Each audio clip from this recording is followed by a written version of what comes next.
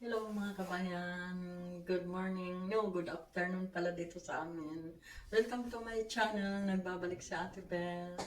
Ngayon, gusto kong mag-vlog. Ipapakita ko sa inyo kung saan ako bibili ng itlog. Dahil walang tindahan dito sa dorp namin, dahil napakaliit nga lang, wala kaming tindahan na mabibilhan dito. Pero sa wala kaming tindahan na mabibilhan dito, yung next town na kasunod ng village namin ay close for sa November 6 magbubukas, November 9 yata. So mga ilang weeks sarado siya dahil sa renovation. Ngayon, may bilihan dito ng itlog na nakakaiba sa atin. Maghuhulog lang kami ng pera at kukuha kami ng itlog. Ipapakita ko sa inyo guys. Sige, samahan niyo ako. Mga kabayan, malapit na tayo sa bilihan ng itlog. Yan yung bahay sa tabi, yung maliit na bahay na kulay yellow. Yun ang bilihan ng itlog. Ngayon, liliko lang ako at mag-park para bababa at bibili ng itlog. So, nakapark na ako.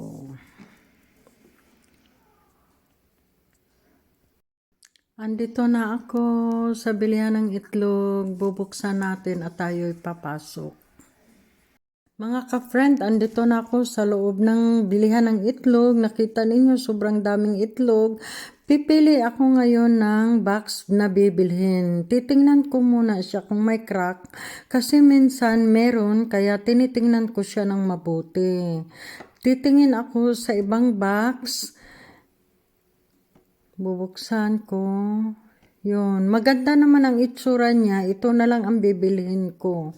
So, may napili na ako. Ngayon, magbabayad ako ng 2 euro para sa box na ito. Kasi ang 10 itlog is cost 2 euro. So, ang 2 euro, ipapasok ko sa lalagyan.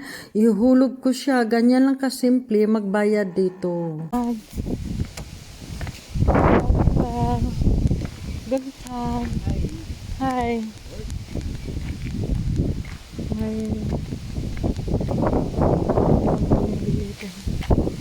Mga ka-friend, tapos na tayo bumili ng itlog. Ngayon, uuwi na tayo ng bahay. Thank you sa pagsama ninyo sa akin. Natuwa lang talaga ako. Kaya gusto kong i-share sa inyo yung bilihan namin ng itlog. At nakita ninyo, di ba, ang galing. Kahit walang tao, pwede kang pumasok doon, kumuha ng itlog, basta bayaran mo lang. Tapos yung bayad, ihulog lang doon sa lalagyan. Nakita ninyo, may hulugan doon. Marami yan dito, hindi lang yung itlog ang binibenta, kahit ano-ano.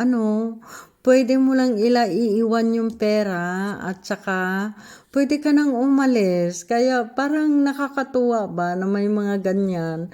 Lalo na sa kagaya namin na maliit lang yung tao namin, may mabibilhan kami ng itlog dito. Ewan ko lang sa ibang lugar, hindi ko alam. Pero dito sa Netherlands, maraming ganyan, lalo na sa mga maliliit na village. Kagaya dito. Andito na tayo sa amin. Mga ka-friend, thank you sa pagsama ninyo sa akin. Thank you for watching. Please like, share, comments, and subscribe. God bless us. Bye.